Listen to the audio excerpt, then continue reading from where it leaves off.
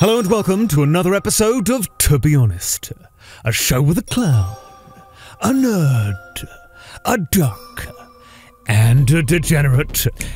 Nerd, you wanted to talk about aliens, yeah? Yeah, been holding back on this for a while. Among Us. Is not an alien force already among us? There's footage and records of objects in the skies that we don't know exactly what they are. This is something that I've been kind of barely, kind of paying attention to a little bit on the side. Like maybe something I'll listen to if I'm about to take a nap or if I'm going to sleep, or I'll wake up and some crazy videos are playing. I know that it was a UFO. I don't care what anybody says. UAPs, UFOs. A lot of people have been paying attention to this, especially since that New York Times article.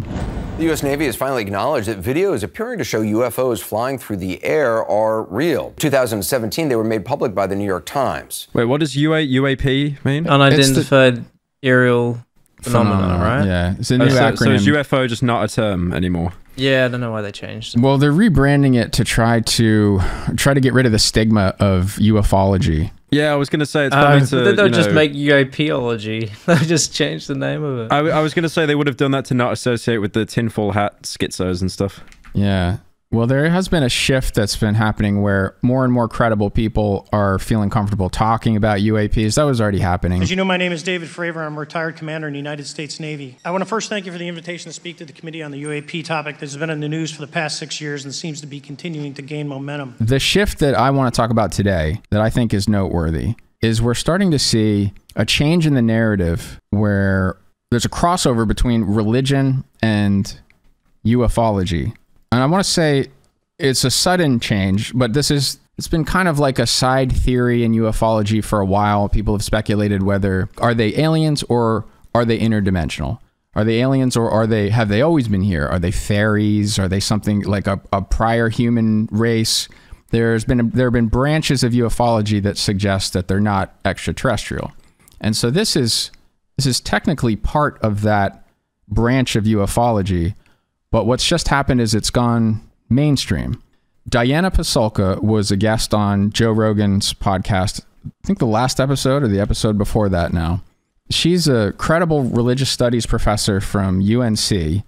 And while she was researching a book on purgatory, I think she'd been studying like at the Vatican, people who became saints or people who had documented experiences with angels or talking to Christ, things like that. And what she found is that they were translated incorrectly. That in the original text, they sounded a lot more like these people were describing UFOs. And the language that associated them with talking to Christ or talking to angels had been sort of like retconned in. It had been shoehorned in by later translations. And if you translate them correctly, it sounds like it's compatible with what people in modern times would use the language of saying they'd been abducted by aliens. Which is more likely, aliens or angels? I've got two explanations for what I think is going on, but just to catch everybody up on what this narrative is right now. She's looking into Catholic lore involving divine experiences.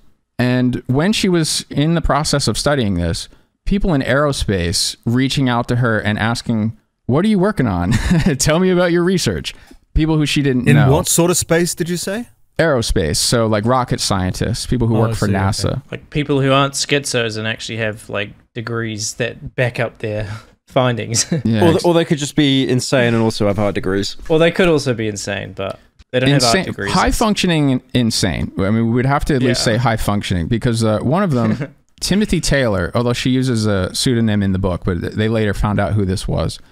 He reaches out to her, takes her and a prominent Stanford professor named Gary Nolan, takes both of them to a top secret UFO recovery site in New Mexico, blindfolds them, flies them to a crash site. We drive to a certain place. He says, put the blindfolds on.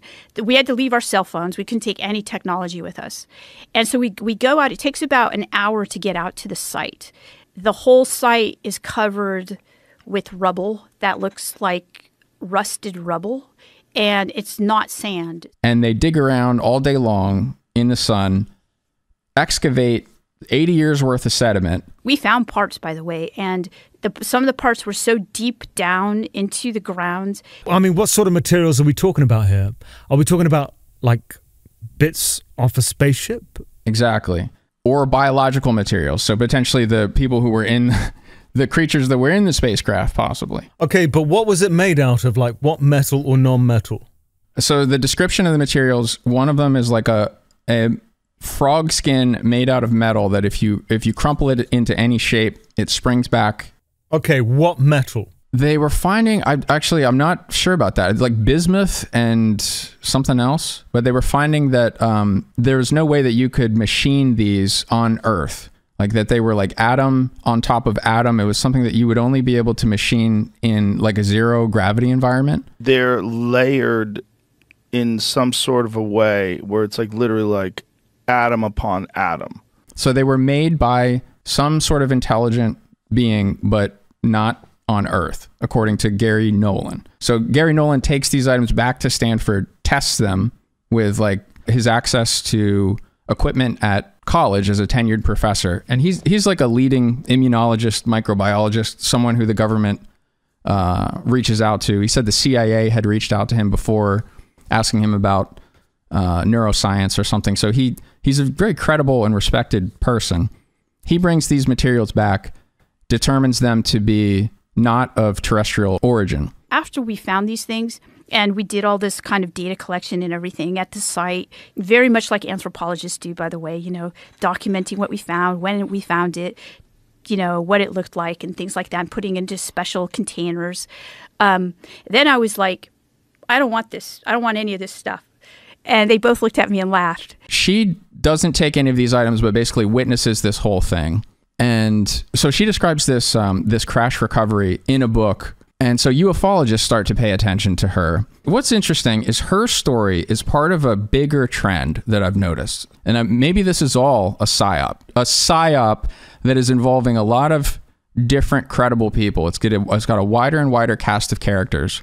And they're all starting to say similar things. They're starting to float out. They're like dipping their toes into the waters, testing the idea publicly of suggesting that UFOs are biblical angels or biblical demons.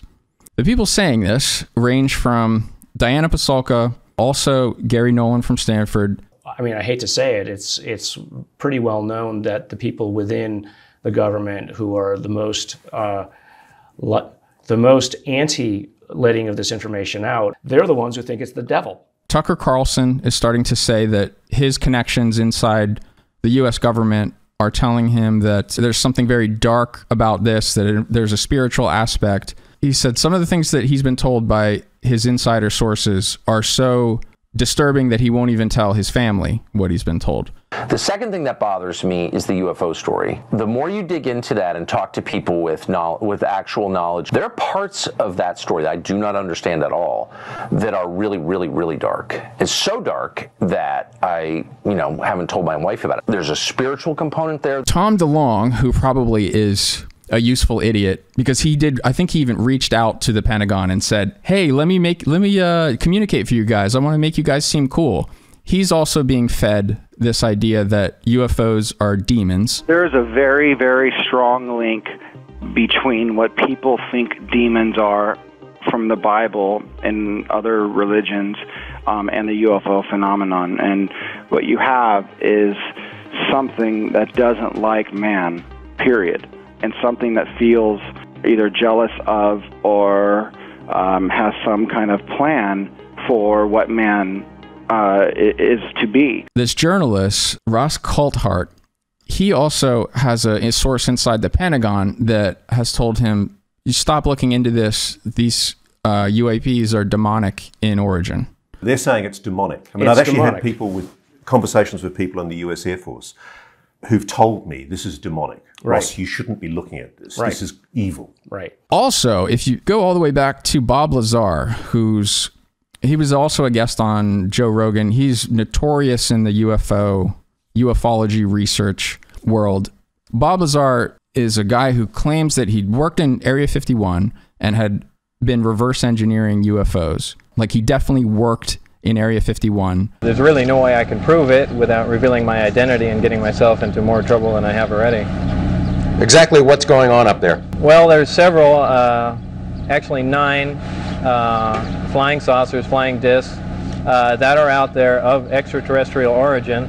They're basically being dismantled, basically just analyzed. No one can figure out how much of what he's saying is true. So if you go back and you listen to old Bob Lazar interviews, Bob Lazar is apparently an atheist and doesn't want to talk about the religious aspects to this, but when pressed on it, he said that there was a 100-page report that was specifically all about religion. Extremely classified document dealing with religion, and it's about that thick. And about how aliens had planted religion on Earth in order for humans to take better care of themselves as containers for something. And he doesn't want to talk about it. He says it's out there. It's so far out. But the aliens basically referred to humans as containers, and it didn't specify containing what. Wasn't it more just to kind of, like, it was implied, he didn't want to admit it, but it was more just like they used religion to, well, he thought that they used religion to keep order. Yeah. And it was a way to stop the containers from being damaged. I thought that was one of the most intriguing parts of it, because it was, I think he says too, right? He's like, container for what? Like, is it a soul, a spiritual thing? That we're containers. That's how supposedly the aliens look at us. That we are nothing but containers. Containers of? Containers. Maybe containers of souls. You can come up with whatever theory you want, but we're containers. And that's how we're mentioned in the documents. That religion was specifically created so we have some rules and regulations for the sole purpose of not damaging the containers. Where was the source for that, nerd? When he's talking about, he's actually looked at the documents where we were called containers. Or yeah, I haven't watched that whole interview because that's prior to when I ever was paying attention to this. Like I've been like mildly sort of keeping an eye on it out of the corner of my eye for, I don't know, what is it, 3 or 4 years now. I was not ever looking into ufology.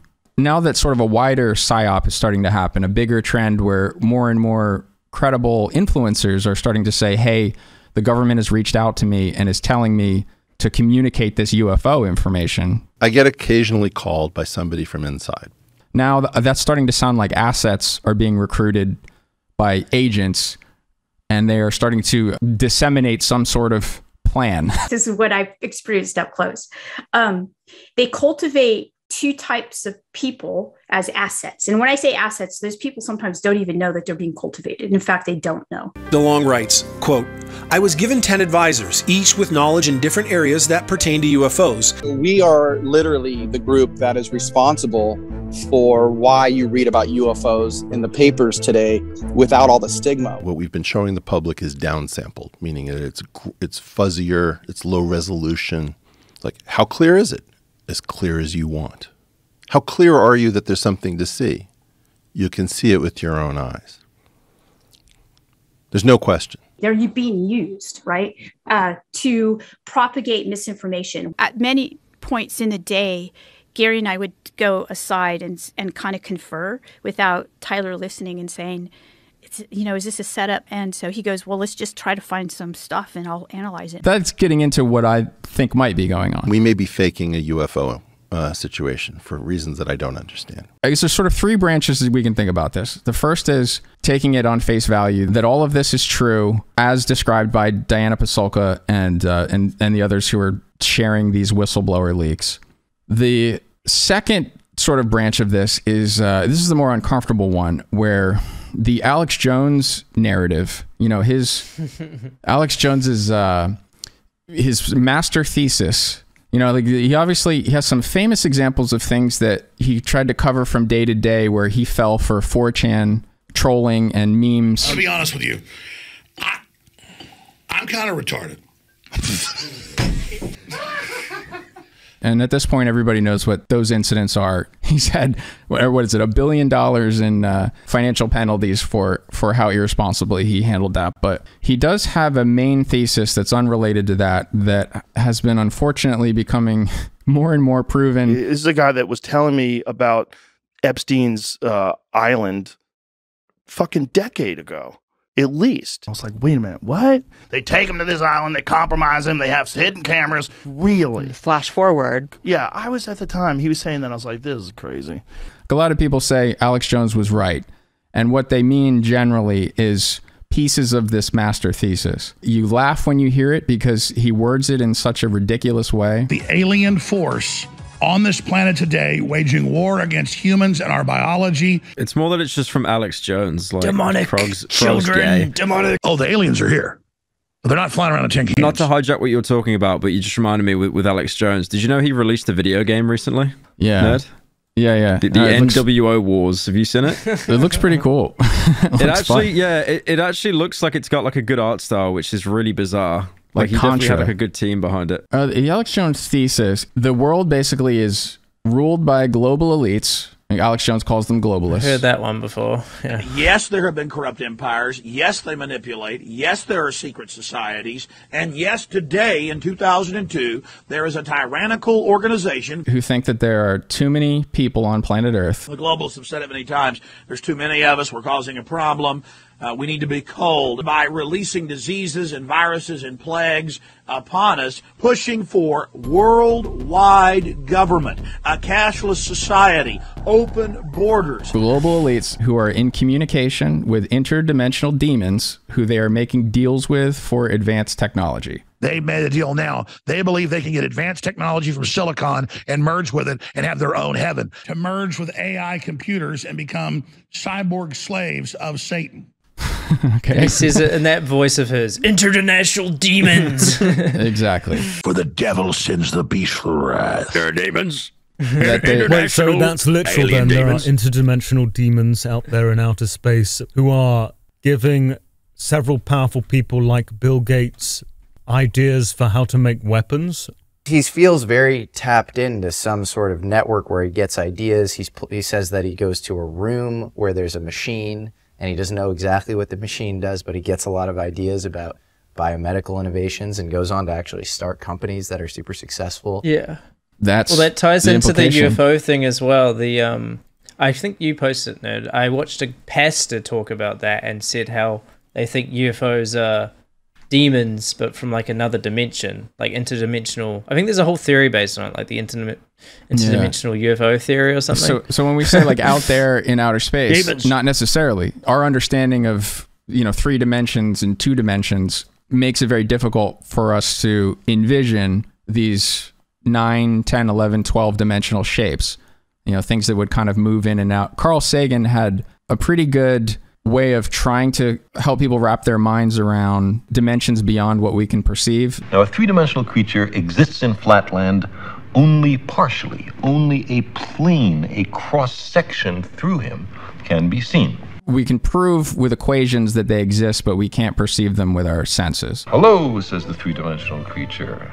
How are you? I am a visitor from the 3rd dimension. Interestingly, the ship that Carl Sagan described and that was depicted in Contact looks like the biblically accurate angel. If you look up those two things, it's the exact same thing. That's the big circle thing, right? With the eye? Yeah. Like I spoke to Dr. Richard Greer. You talked to Greer. Was Greer on Mom's Basement? Yeah. Interesting. Because I keep asking Keemstar about Greer. I'm like, is Greer... Because Keemstar is good at sussing out what someone's motivations are. If they're hiding a selfish motivation, he's usually... I think he is. He's usually able to tell if someone... So if someone is basically like putting on a front for the reason why they're doing something, he doesn't even have to like read the entire apology, and I don't think he does. He just kind of like susses out whether it's manipulation. He actually agreed with Dr. Richard Greer because Keemstar is like enthralled with all this UFO shit, and he's like deep into it, and he believes all of it over everything he said. Like he was almost fanboying a little bit. And I was just like, huh? I thought he was a bit of a charlatan, to be perfectly honest with you, and I think he was doing it for money. In the process of like researching this podcast episode we did with him for Mum's Basement, that he was charging a fee to go out into the middle of the fucking mountains in the desert and like look at the stars. And it's a pretty significant fee as well. Get the little fucking gadget out, get the torches, get the gadget, and it's like, oh, we can hear like buzzing in the solar system or some shit. Probably has a drone. It's like, yeah, it's just like a nice day out, isn't it? I think he's just offering like a really nice day out that's very expensive. An overpriced camping trip. When you go camping with Dr. Greer, he summons UFOs, interdimensional beings. People have a sighting on these trips. His mate with a drone off. he puts like a sheet, a bed sheet on a drone, and just starts flying it around. It's a UFO, guys. You could see like one of his cronies in the background, like making a humming noise with his mouth. Like, and he has an app as well. It's like when people say they see ghosts. It sounds like that. It sounds like also the tours people take on Skinwalker Ranch, where they claim to have all kinds of weird experiences. They see giant Wait, what's Skinwalker bunnies. Ranch? Oh, man. You just make that up? So this is definitely not something I want to add any credibility to, but it is related. People go to this ranch that they see gigantic creatures that don't exist. They see UFOs, Bigfoot. They feel like they're followed home by demons. There's a lot of paranormal activity that is claimed to be connected to this one particular location, this random ranch that has been owned by several different wealthy people. Ranch. And you can take a tour to go have a spooky time. This is an area that is dangerous, and things are constantly going on out here. My brain's just rotted. You know, it just reminds me of like a TikTok caption, like a 17-year-old kid would make. Like you know that inbred family in America, right? The Whitakers. It's like this family, and they're all incredibly inbred, like learning to say. Like one of them literally just barks like a dog because he just doesn't have the ability to speak because he's so inbred. He just goes like, hoo, hoo, hoo. But I could literally just imagine a TikTok caption of them walking around barking sped up, with just the caption "Skinwalker Ranch." Like, all right, so this Dr. Greer guy, there's two reasons why I don't believe him. Joe Rogan seemed to have thought that Greer blew his appearance on the podcast as well. In the end, he's asking him, like, you run some sort of app like that teaches people how to summon UFOs? Right. And he's like, oh, yeah. You know, the name of it will be on the site. You don't know the name of your own app? And it just seems like he's got a couple different grifts. But how I think that makes sense, because what's weird about him, he's sort of like a Jafar character. He has an energy of a Machiavellian person. You listen to him and he seems like very intelligent and manipulative. And what he's putting forward is this: I'm a successful, wealthy doctor who now in my retirement is pushing for disclosure from a breakaway military, an international military run by elites that is reverse engineering UFOs and has leapt forward in technology way past what the rest of humanity has access to. And he's trying to push for these skunk works operations by like Lockheed Martin and these companies like that. He wants them to open source this top secret technology. Now, he says that's for altruistic reasons. That feels like something that a foreign government would be basically trying to get the US to admit that it has missile defense systems that no one understands. You know, he's trying to get top secret technology, experimental technology to be disclosed by pressing on congressmen, by making them feel like the Pentagon is spending money without telling them on what. I think we have to understand that a significant part of the phenomenon is actually clandestine but illegally managed human reverse engineered advanced technologies, as they're called, ATs. He's found vulnerabilities in Congress where there are people like Marco Rubio who are pressing on this UFO disclosure thing out of feeling like they've been given the end around, like they're not being told something that they have the rights to know about. The American public deserves to know. And we're going to get to the bottom of it, dadgummit, whatever the truth may be. So Greer is also tied to that David Grush auditor who came out and testified to Congress. So yeah, I've been looking at Greer and looking at Grush and trying to figure out, you know, who's pulling the strings on this. Grush, I think, believes what he's saying, and I don't think he's trying to lie about anything. But I do get a sense of Machiavellianism and manipulation from Greer. And I was asking Keemstar, like, what is your read on this guy? Like, what do you think he's really up to? Because I don't believe his version of events for some reason. My gut says no. Did you listen to the podcast episode that we did with him? Because it could not be like a worse matchup. Well, he did leave at one point because he just like had enough with Banks. You've got this somewhat intelligent guy. He's not as intelligent as you made him sound there. I know he's got a doctor in front of his name, but like he wasn't that smart. But then you got fucking FaZe Banks, DJ Killer Keemstar, and then, you know, someone with a clown profile pic joining the call. I mean, it was hardly the meeting of minds here. was it? So Greer, whether you think he's up to something good or not, he's definitely a puppet master behind the narrative for disclosure. He holds conferences where he brings out whistleblowers, and I think he was instrumental in having that law passed that it allowed like military people and people who had a security clearance to share classified information related to UFOs in particular. So you've been seeing a lot of military people who have had weird experiences during service that they were afraid to ever say because they were prohibited from talking about it. And I'm a former F-18 pilot with a decade of service in the U.S. Navy. And he's been behind that, like without a doubt. So what I was thinking, what the grift might be, because obviously like when you have an app and you build an email list of people who are so open to this idea that they're willing to go on a camping experience and sit around a fire and summon UFOs, if you think about that type of person, those are people who are, their openness is really high. They're very suggestible. So you use the app and you use this service to basically build a list of people who you can influence with new information quickly about this. They will believe, they want to believe.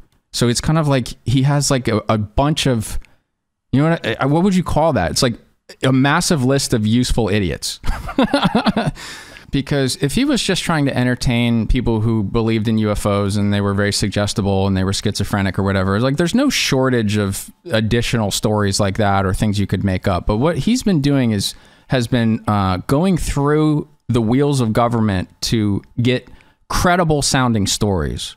This is why I think it's an op. Intelligence officer David Grush testified last July about non-human craft hidden away for decades inside special access programs. It caught some members of Congress and major media off guard. This might be from private industry or it might be from a foreign interest, but it feels like he's using the public's interest in this, not for him to profit on the surface level stuff, but he's pushing for classified military technology to be released to the public, to be disclosed and leaked to so many senators that eventually it comes out and we understand more about what these programs are, what these materials are. To what end?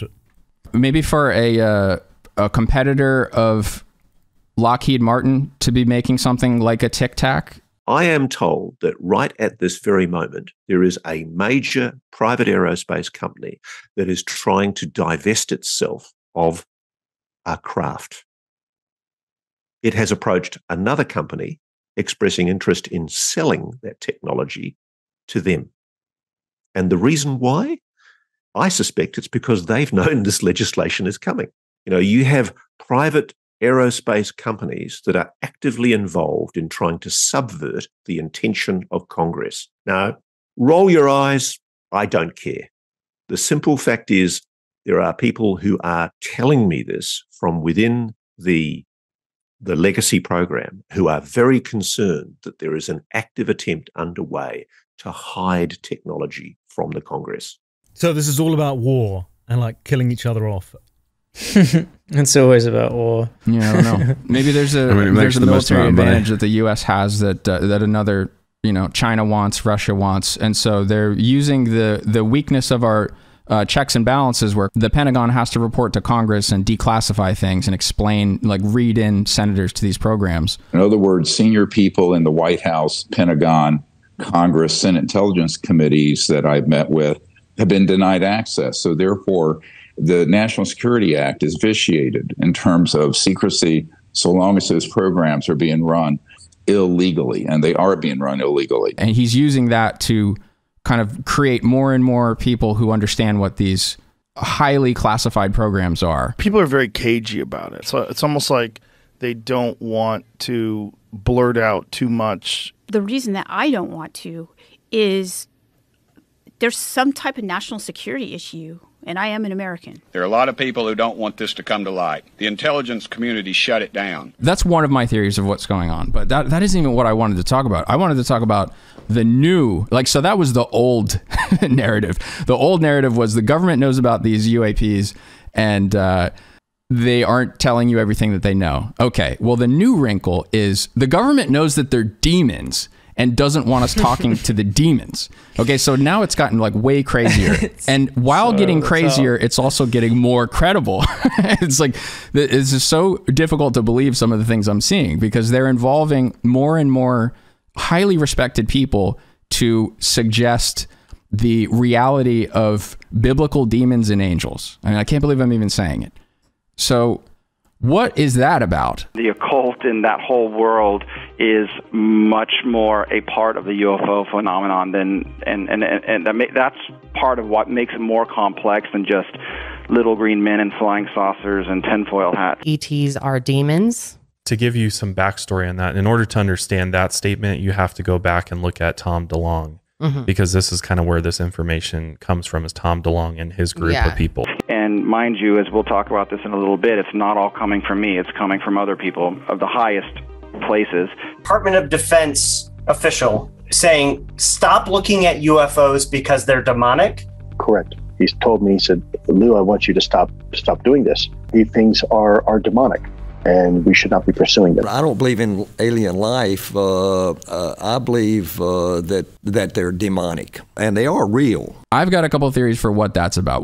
Have you guys noticed this trend? Have you seen more and more of the demons and angel stuff mentioned outside of the prep first for the time I podcast? heard of it was you mentioning it, and when I went looking for more information, there didn't seem to be too much, or like at least credible stuff, right? Drawing all the links.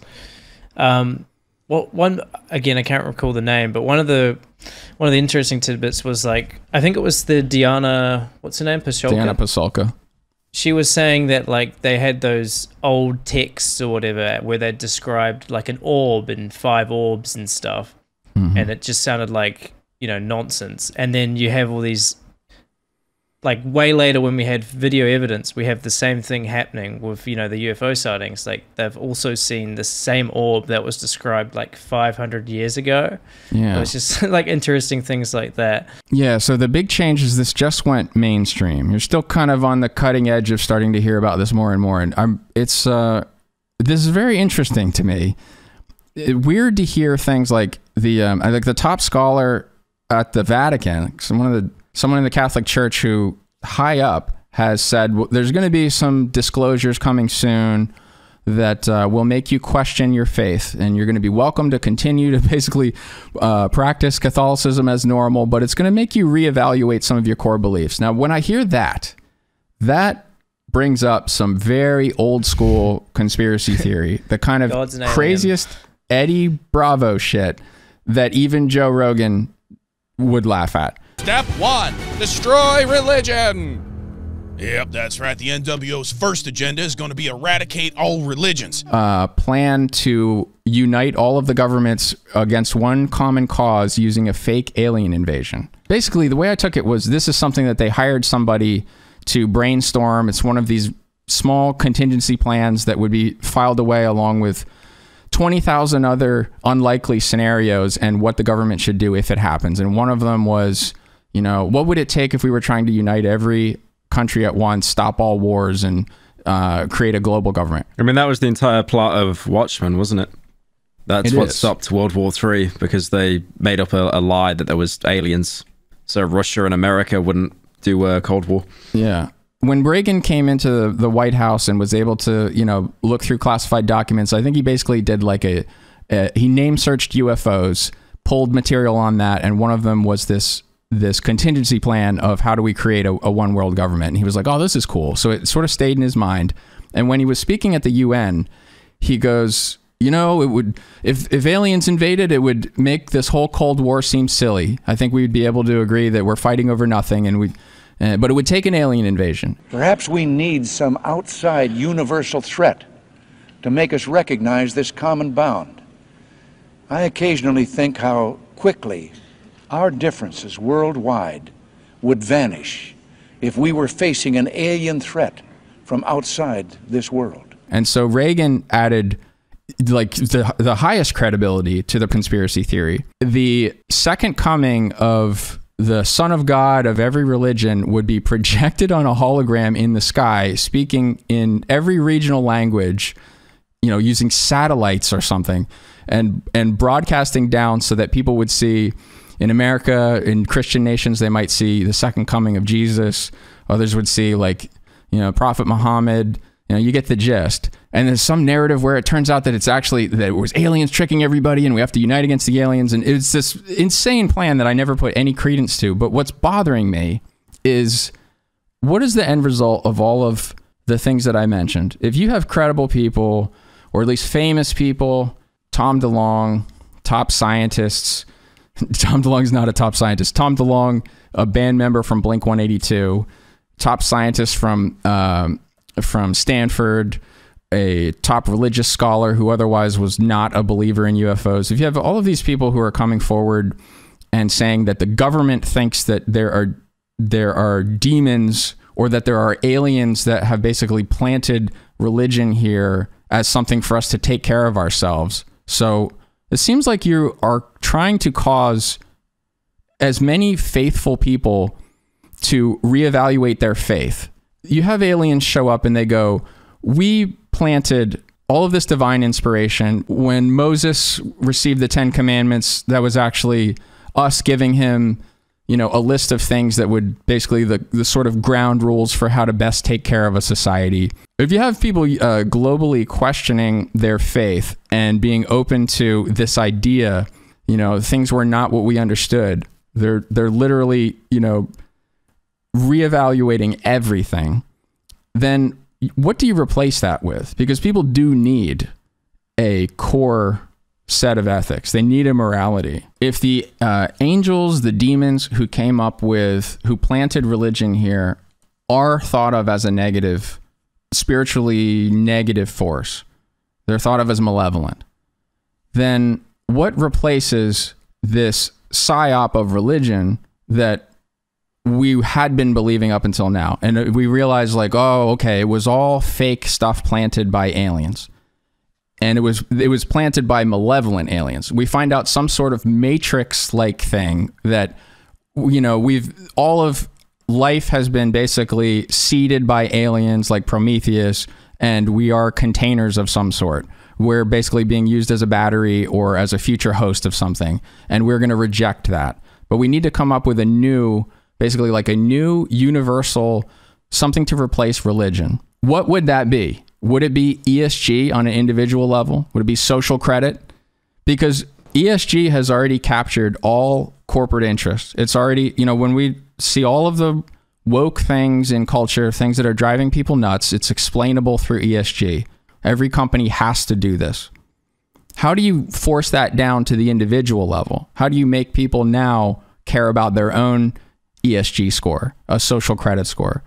You change their working for an eternal reward to working for an earthly reward. I basically need to get my score up now while I'm alive, or my life isn't going to go the way that I want it. You replace doesn't religion China with, already do that? What did you say? So social credit score, doesn't China kind of do some sort of form of that? Yeah, they're like a pilot program for that. And some of our the top Western thinkers and tech guys, people like Eric Schmidt from Google, they've been part of think tanks that have looked at our competition with China and have advised the government to basically copy a lot of the things that they're doing as the only way to compete with them. So the idea that the US would be starting to have a social credit score is something that the highest level of our government and our rulers have decided is in the cards. This is a very intelligent way to retcon something that does hold power and influence in a lot of faithful people's lives, to retcon that to have been not what they thought it was, and here's what it really was. And they'll still need something. They'll need something to replace it. So you'll create a hole in people's lives that a new religion of caring about equity, preserving the environment, redistribution of wealth, and holding people accountable for the things that they say in private and in public with punishments. I mean, if you want to replace religion with a new religion, a lot of people say wokeness. Sorry to use that term again. I know that that's very loaded language, but if you want to replace it with what they're starting to call the new religion, you have to remove religion. You have to kick it out. It's something that Marxists have it's part of the plan, is you have to isolate children from their family, and you have to have the state basically raising kids, and then the state replaces religion in people's lives. So how do you do that using UFOs? I mean, it seems like this is a plan that is compatible with that. If it's what you say, you know, it's religion's falling off, so we need a new way to control it, and Nerd, you also said it's ESG could tie into it, but I think it does have to be like an outwardly world force or something, you know, like aliens. It can't be something that you can rise up against. Like aliens is the next one, you know, it's something that we wouldn't be able to fight against. We can't uprise up against it, so we just have to fear. And they might be able to use multiple dimensions of time. They might be able to cloak themselves and disguise themselves. Something that we can't contend with because it's in another dimension. It's like it blinks in and out. It'd be like being a 2D piece of paper, like Paper Mario, and then a gigantic foot steps on you in a different direction. You know, like you're squashed from, and all you see is basically the flat part of it. I still view them, I kind of see that, because obviously it's funny that religion and UFOs are getting tied into each other, but I always viewed it, or not for the most part, as always as just an explanation of the unknown. You know, religion was a way to explain, oh, how did this happen? Oh, well, it was God, he did this. How did why is the storm happening? Oh, we didn't pray enough, we didn't, you know, like it ties back to when they did child sacrifices because they believed God was angry at them when there were flash floods and stuff. I think it is kind of interesting that they're all kind of melding into one now. That UFOs are religion. I feel like it's not as sinister. I don't think, I mean, there is the globalists, but I feel like it's more, a lot of it is just, we don't understand this, let's come up with a reason that that explains it without having to know the science behind it. So one of the things that's weirding me out about this is that it is going through faithful people. This narrative is being pushed. You mentioned when you search for this, like, are UFOs demons, you found a lot of like religious channels, and yeah, there are people, pastors and stuff. Yeah, there are people who otherwise were just normal Christian channels, and maybe they were complaining about the culture war and things like that, and satanic influence through the media, and maybe there was a little bit of that, but that's always been in, you know, the church in general. And what they're now talking about all the time is basically believing in UFOs. So it's already got faithful people giving credence to this. So I guess this goes back to my original question that I first asked. Which is more likely, angels and demons or aliens? What's more likely as far as what is everybody going to believe? Like what's going to be the most accepted narrative later? I would say demons. Well, more people believe in demons already. A lot of people were already believing that Moloch, the like uncontrollable god of industry and technological advancement, was being channeled through AI. A lot of people are weirded out by AI and not understanding how it works and feeling like it already was an alien technology, or that you were communicating with an intelligence that, you know, was beyond humanity's understanding. You can't, you know, you look at, they always say it's in a black box. You know, what's more likely that's in a black box, a trapped demon or an angel? And I would say the narrative fits a demon. But I mean, surely if you ask the most average person, like the average person, which is more likely to exist, an alien or an angel, then I feel like they would definitely say alien, right? I don't know. I think as well, countries that are like more quote unquote like progressive, like first world countries like Sweden, there's like a huge atheist population. Well, think about this narrative. It's kind of like the best of all worlds. You've got, you hit religion, you hit people who are interested in UFOs, you hit like technocrats.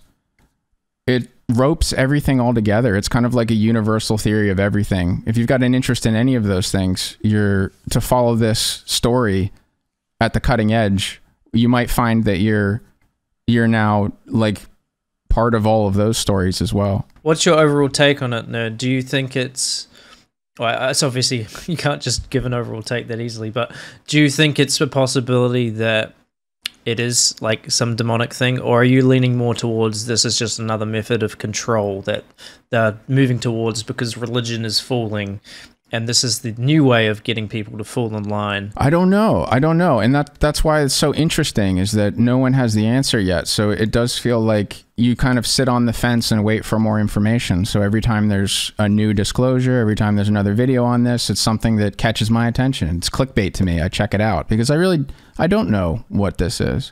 There's definitely more and more credible people coming forward. David Grush is beyond reproach as far as his credentials.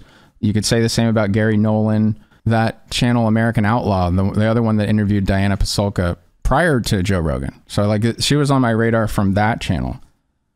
American Outlaw is run by like a former Google employee. So these are, this is like Ivy League quality people, genius level people who are now dedicated to looking into this stuff. Just a case of people having so much money, so much time, that they just get bored and go crazy and decide to dive into aliens. Their main focus becomes the development of higher states of consciousness. I hear you've just got into a car accident, Pyro. Shame you didn't die, but tell us about a car accident. Tell us about your accident. I feel like I'm doing like one of those Tanner Mongeau story times where I just over embellish everything. Yeah, there was a gunfight actually.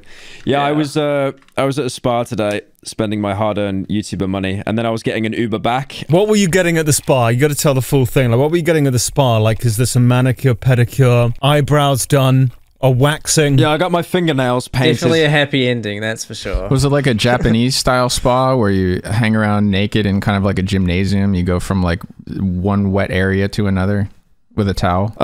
I just got a back massage where they rub you in oils so you just feel like a fucking candle. From a sumo wrestler that sat on him at the end of it. So you went all the way to a spa just to get a massage? No, I was there the whole day. So they've got like a huge gym there that I used for a couple hours. Was Jim the name of the guy that gave you the massage? You know in those big spas where they've got the two kinds of saunas, right? Like the dry one and then the wet one. Yeah, because I used the dry one for a while and that was like really nice. Then I go to use the moist one, and then I just see these two like ham beasts of people walk inside, and I was like, no, I'm not gonna bother. Because the room was so small anyway, I actually would have just had to like curl up in the corner or something. In the wet one, is it kind of like being inside someone's stomach? I'm not answering that. I'm not answering that question. No, so after the sauna and surviving the ham planets, I got this Uber back, and it's really hard to get like any kind of taxis and stuff in our area. Have you not heard that? So yeah, I'm surprised you never heard the term ham planet. Well, to be fair, it's coming from me. No. So, it's a 4chan one. Yeah, when I Brat Pog. When I got in the Uber driver had like some of the worst driving. It was like Tokyo Drift, but he was just absolutely shit-faced. It was just awful. Like he was swerving in the middle of the road, and because we live like the spa was in the middle of nowhere, there's no street lights, it's all country roads, it's really dark, and like because of this weird UK law, because it's country roads, you can drive like up to 70 miles an hour. I don't know what is that in kilometers, like 3,000 or something? Who the fuck knows? National speed limit is 60. Well, if it's 60, it's still like way too fast to be driving around like bends and stuff, because they're not straight roads. Yeah, definitely. You're not supposed to do 60 on like a little country road. But our Uber driver, he was driving around a corner like a complete maniac, and then he clipped this van, and you just heard this like crunch noise, and the van's side mirror completely like just got atomized, and then he pulls up behind us and he just starts chewing out the Uber driver, being like, I'm gonna beat the fuck out of you, get out the car now. And then he eventually calms down, they're exchanging details, but then the Uber driver looks at me through the mirror, just like his eyes, these sad little puppy dog eyes, and he's just like, please help me, sir. Please with dark bags under his eyes. Yeah, it was actually horrible. It's like doing it's like I had to pick a side or something in like a fucking Skyrim quest or something. But wasn't like, was he drunk? I don't have proof of that, because obviously if I ask the guy, you drunk, he's not just going to be like, yeah. I thought you might be able to smell, or I mean, he was driving. I didn't smell anything. But his driving was just. Well, like, I mean, he was foreign, wasn't he? So the spices would have overwhelmed that. Yep, there we go. The racism. Yep, there we go. Got to edit that out. I was waiting for that. Yeah, his driving was just absolutely horrendous, and then they were chewing each other out. And it's funny because the guy that got out the car, he was like, I think he was my height. Was he being racist? He wasn't being... Unfortunately for you, Colossal, no, he wasn't being racist. Very disappointing. I know, it's disappointing. Yeah, it is a bit, He just pulls out like a naan bread and starts waving it in front of him. That's what you'd want. Anyway. Can we keep that in? Probably not. So, he... it's funny because the guy, my driver, was like really short. So then the guy that got out the car to chew him out was completely mugging him, because he was probably originally saying, thinking like, can I size him up? And then he realizes just this poor small Indian man. He's like, yeah, I could beat the fuck out of him if I wanted to. But yeah, he's like begging me for help. And then the driver who got hit, the white guy, he keeps asking me like, he keeps asking like, purposely directive questions. Like, he was swerving in the middle of the road, wasn't he? Like, he was swerving, like they basically wanted me to like pick a side, and I just kept saying to both of them like, okay, guys, I just want to fucking get home. Like, just exchange details. Like, it sucks. Unlucky. Coward. We're all alive. Coward. Life is good. I was a coward, true. Yeah, Colossal thinks I'm a coward for just not being racist and then high-fiving the white guy. Oh, you should have sided with the guy, though. No, but I didn't see it, though. I was genuinely on my phone, so I just heard a crunch noise. I mean, was he going too fast in your opinion or not? Oh, no, he was going, like, not breaking the speed limit, but again, for, like, small, narrow country roads. It's a national speed limit on a country road. Doesn't matter. So, was he going too fast or not? Do you mean over the speed limit? No, I mean, was he going too fast for that type of road? Yeah, absolutely, yeah. So it was probably his fault. Well, yeah, then you should have sided with the white guy. Not because he's white, but because he was in the right. Admit, at least partially, because he was white. In this situation, white is right. All right? You don't want to be caught saying that.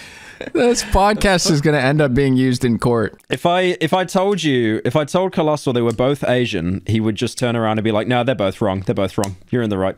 When you got out of the car, which lane were you in? Was it clear that your driver had gone into the opposing lane to clip the mirror? Well, that's the thing. I wasn't paying attention. I was on my phone. But after that, we got out on the side of the road, and then I'm thinking like, okay, I don't want to drive with this guy. Like, he could actually be, drunk. And then I tried to call another Uber. I tell him, I'm not getting in your car, bro. Like you're driving like a retard. And like I said that to him one-to-one, because if the guy who he hit overheard, he definitely would have been like, got you, buddy. You're my witness. Yeah, Come with coward. me. Yeah, I didn't curb stomp him on the side of the road. My bad, coward. But yeah, so I tried to call another Uber in the middle of nowhere. Nothing was picking up. And then I said to him, okay, well, we got no fucking choice. We'll get back in with you because my phone was on 5%. So just drive slowly and like a normal, safe human. And he's like, yes, of course. And then he does then I feel like I'm a driving instructor, right? Like I'm watching everything this guy's doing because I'm so hyper aware. He's driving like a moron, like still speeding, and like he keeps drifting. Like it's like a fucking PS5 controller, like the dead zone or whatever it is. Like it was drifting. He was drifting into like the middle of the road. When you got home, did you see that he had just stopped the trip? Did you pay for the entire time that they were sorting out the accident? I think because it was such a discount app that like no one uses outside the city, I think it was just paid by it's not actually Uber? No. It was some like third-rate company. Oh, well, no fucking wonder then. Yeah. No wonder. Whose fault is that? Yeah, we didn't have a choice though. We literally didn't have a choice. Like it's so hard to get cabs in our area. So there's no rating system then. So you couldn't tell he was dog shit. Nah, nothing like that. They literally sent us. They told us the driver was coming through like an actual text, like not even in the app. It was just so outdated. We're just defaming Uber this entire time. It's like the discount Indian app. You rank it out of goats instead of stars. So how many goats did you give him? How many? When goats I was like did you really, there wasn't even a rating system. There was nothing. Depending on how many like goats you assign to the driver at the end, that is literally how many physical goats they receive in payment. Could you imagine that guy goes into work next day and he's got like an employee of the month banner like above his desk? Like he's probably their best and only driver. 5 crashes this month. Only 5 manslaughter charges. I like to think after all that, if it was on Uber, you just give him like, 4 stars. Like he would be getting negative stars. Negative stars. You just like want to be a coward. Like, he didn't mean to crash. I'll give him 4 stars. Or 3 stars. How do I give 4.5? I'm feeling lenient. He's probably been fired from Uber and fucking every other app, and that's why he's left at this fucking third-rate company. When I was watching his driving, it was so bad. Like, if you want to give him the benefit of the doubt, maybe he was shook up that a guy just threatened to beat him up. But again, it's like, I remember at one point he missed a turn, like a very obvious turn. It was even showing. He literally had 2 phones, right? One on the left, one on the right, and both had GPSs on. Like, I don't know whether he had like a lazy eye or something and wanted to keep track of like one at a time, but he had two phones showing him where to go. He still makes a wrong turn. We point it out to him and we're like, you missed a turn. He goes, oh, and then he stops the car in the middle of the road. Fair enough. And we thought, he'd make a U-turn or a 3-point turn or something, right? But instead, he just stops the car and then slowly starts reversing like about a quarter of a mile up the road just to get back to the turn. And I'm thinking, bro, you're on like a 60, 70 mile an hour country road with no headlights. If someone is like coming around the corner now, we are going to die. Yeah, they don't train these people right. They don't teach these people how to drive properly, and their only reference point is like somewhere in the middle of the Indian jungle, like trying to follow a panther. The Indian jungle. Yeah, just follow the panther through the jungle. Avoid the elephant turds. It's like, I can't tell if he was bad, or he was bad, but like, or he was just trying to rack the meter up. You know, taking the wrong turn, reversing, which takes no, because it was a set. It was a set fee. It was a set fee for the whole trip. How much does it cost you to get to? He would have got no bonus for like that. So when we got the delay, and obviously when he hit the guy, there was no extra charge for me. How long was the trip? Could you imagine? Like it was so awkward driving back because we didn't say a single word to him. Apart from, like, you know, correcting his driving and that. Like, we didn't chew him out. We didn't, like, be like, oh, I'm sorry that happened. Because we knew he was being, like, a dickhead. But how long was the trip? It's like 20 minutes. And then he took a wrong turn that added, like, an extra... From your place to the spa? Yeah. It seems... You made it sound like you're in the middle of nowhere. How the fuck are Ubers not coming out in 20 minutes? Because we are in the middle of nowhere. Yeah, but, like... Yeah. If it's only a 20-minute trip, I'm surprised there was no Ubers around. Or at least you didn't do a Keemstar. Jay, do you remember what happened with Keemstar and the fucking Uber? Oh, when like how fucking rude he was. Was this with Little Hoodie?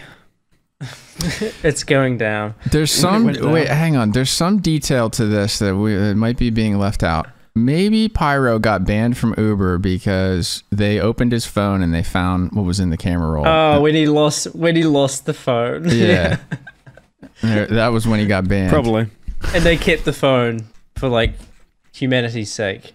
And that's why he never got it back. $40,000 worth of commissions gone in an instant. Oh, sorry. Yeah, so the meme today is the...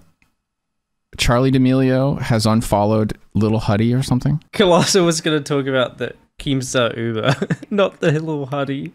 Oh. Pyro keeps posting this everywhere because it's like stuck in his head or something. Yeah. But it's like a tweet that Keemstar made from ages ago. It's gone. Yeah.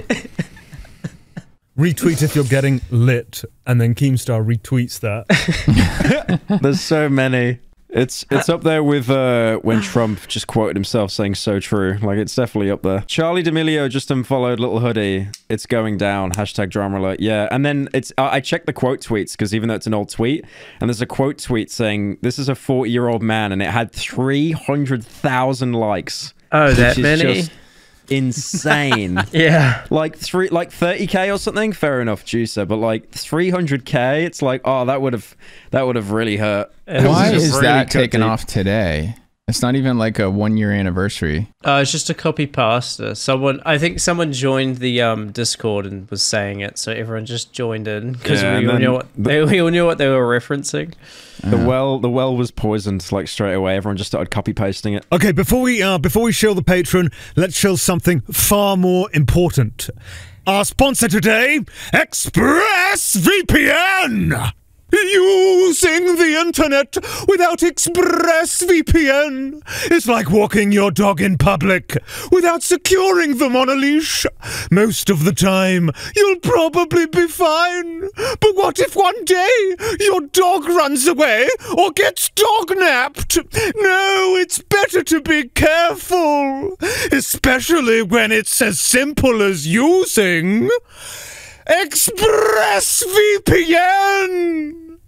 Every time you connect to an unencrypted network, in cafes, in hotels, in airports, etc., your online data is not secured. Any hacker on the same network can gain access to and steal your personal data. But ExpressVPN creates a secure, encrypted tunnel between your device and the internet, so they can't. Oh, yes, it'd take a hacker with a supercomputer over 1 billion years to get past ExpressVPN's encryption. Yes, ExpressVPN works on all your devices, on your phone, on your laptop, on your tablet, and even on your smart TV. And it's so fucking easy to use. Just fire up the app and click one button to get protected. Oh, yes, indeed. You can get an extra 3 months of ExpressVPN absolutely for free right now at expressvpn.com/TBH. That's expressvpn.com/TBH. Visit expressvpn.com/TBH. Colossal, you forgot the tagline they wanted you to say. Oh, did I? It's going down. I knew it was going to be a fucking bit. The title of this ExpressVPN ad read is just dog. Do you see that? It's just dog. Oh yeah, what the hell? Dog. Oh shit, I've skipped the Mandarin.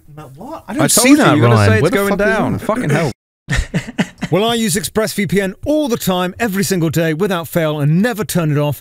I need to do so. I need to use it as a legal requirement. I'm looking at certain things that I should not be looking at. For example, I'm... Oh, do not do that. Do you have Tourette's? Do you have, like, voices that you give into? Fucking hell. Are you eating right now? No, it's just chewing gum. No, I thought you were, like, fucking eating something just after throwing up in your mouth. What do you mean by that?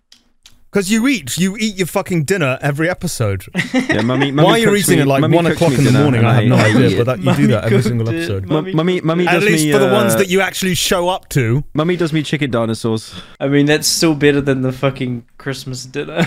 There was nothing wrong with that. It's protein. Jay, you got to tell the story of the Christmas dinner. No, he doesn't. He doesn't have to. He doesn't have to. What's the story? He doesn't have to. There's no story. It was Pyro just a Christmas meal. Christmas dinner, and it looked like a big plate of sliced logs. Yeah. It was so dry. And then you Millhoused it and you forced it into a meme by like saying you've been visited by the Christmas. It became natural. You made a meme saying you've been visited by the Christmas dinner plate of despair, and then you kept saying over and over it was logs of wood, and then I would defend myself saying it's protein, and then you said the protein has been eviscerated by how dry it is. And then I found out a month later that it's beef. I thought it was pork beef? or something. I thought that's pork. I know, right? Oh, it's so bloodless. I thought it was bread. I thought that was bread. Where's the color? How is it beef? Bread. Did you not know it was meat, Colossal? No, I thought it was bread. There's nothing wrong with it. There's nothing wrong with it. I went to when I went to Petra in Jordan, I had bread that was almost identical to that. Identical.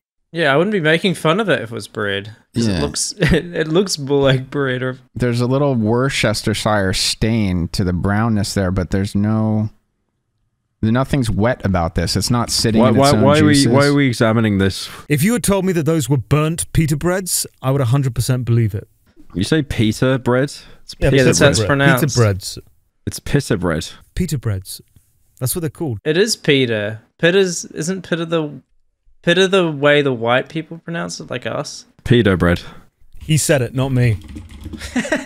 So when you shared... True, I didn't touch that one. I didn't say that. But when you shared this photo, you were sharing it to be like, this is a disaster, right? He was intentionally slighting his parents. Look at the stuffing in the top right. Look at how measly and pathetic that stuffing is.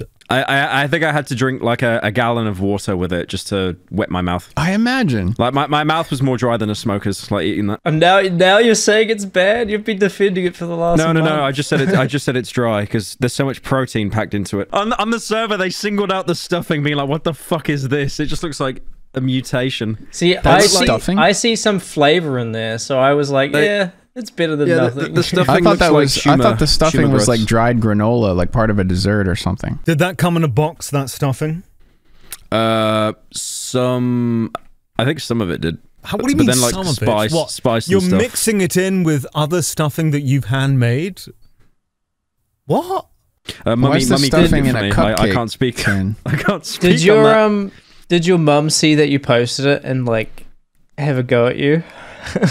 No, they haven't actually seen it yet, but now that we're talking about it on the podcast, they'll probably see it, yeah. Well, I was going to say, like, is that why you deleted it? But you probably just deleted it because it didn't get enough likes. No, I deleted it because it flopped, yeah. I think the most offensive comment was when someone thought it was logs of wood. Yeah, it looks like you took a hacksaw and just sawed thin slices of a branch. The Minecraft edit was pretty good. Oh, yeah, that was good. Did they do that on the server? Yeah, just leather. Yeah, I'm gonna time him out. I'm gonna find that now. Actually, I can't believe people wanted to listen to this live. Like, they have no idea. Oh yeah, I saw that comment. I mean, honestly, we could the Patreon. Technically, you could do live, but it's still Terrible like idea. this. Yeah, no, the stuff not that we even have to cut much, but just the having to do something live where you can slip up. Yeah. Oh no, I was slipped up and I was racist. Whoops. It ruins everybody's. Oh, that's never a slip up for me. It's it would always actually intentional. be. It would be over for I mean, your actual fans wouldn't care, but I swear I would probably get the worst of it just by like being associated. But I mean, even earlier on, like There's like Driver. 3 things people get canceled for: shit that they text and DM people that they shouldn't, tweets they shouldn't have said, and live podcasts.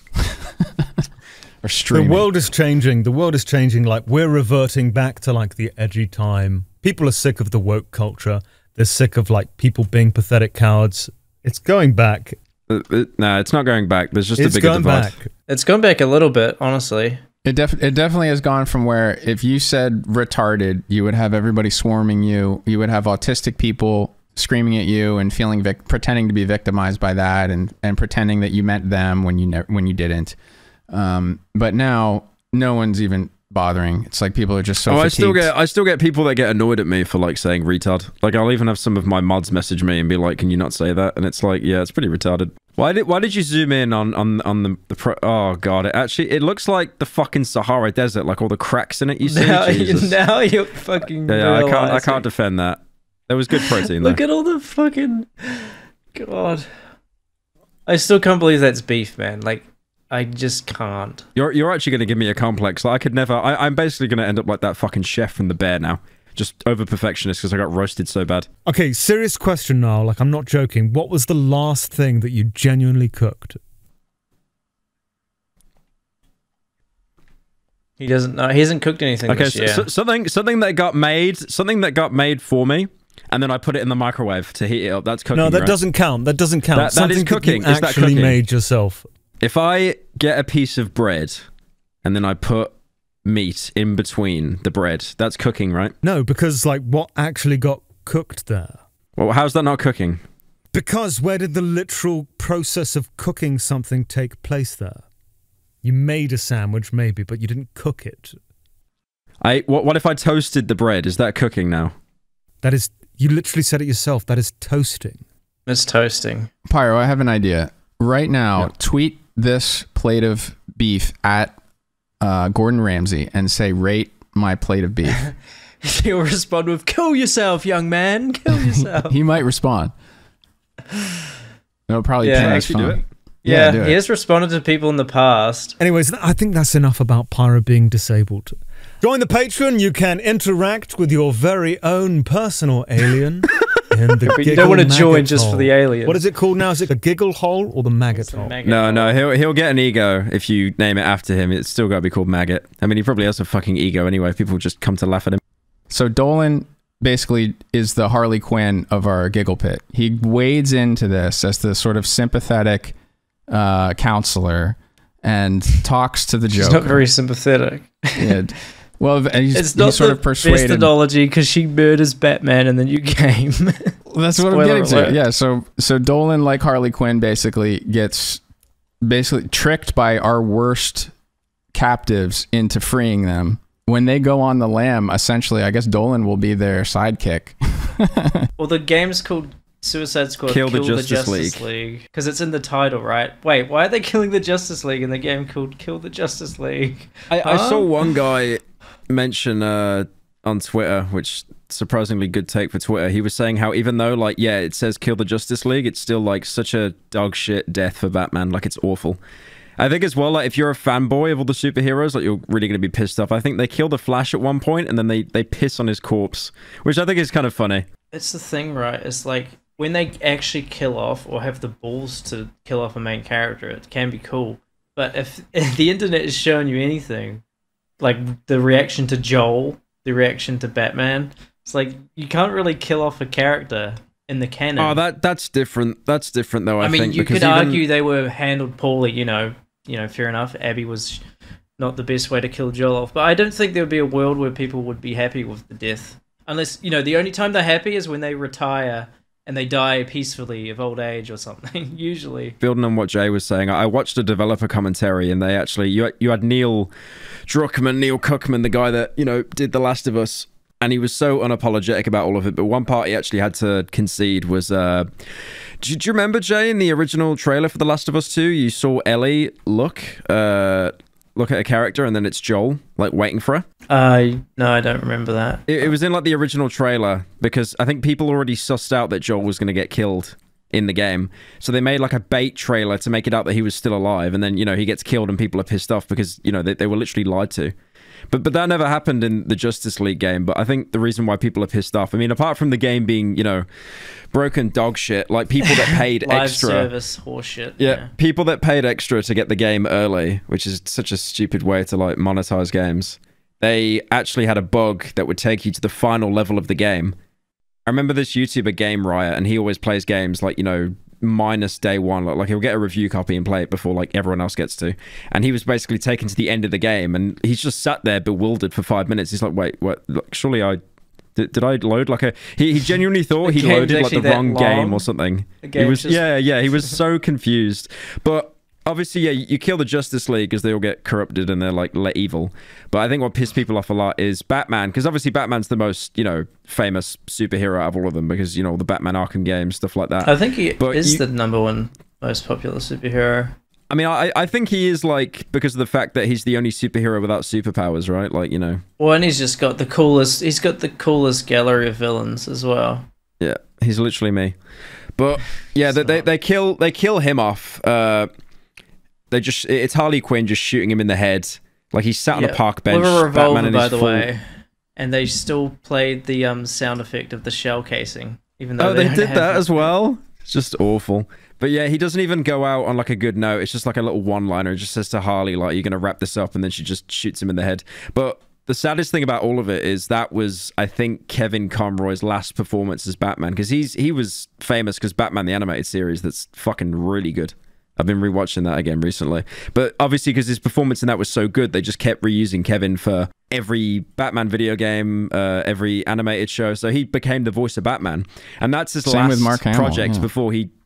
That's his last project before he died of cancer, just being fucking shot like a homeless man on a park bench. As soon as they start adding like multiple universes to any of these things, I lose interest anyway, so I don't really care. Yeah, I don't think is it a different universe? I swear it's the same universe as the Arkham one. I mean, Marvel has got like 50 million of them.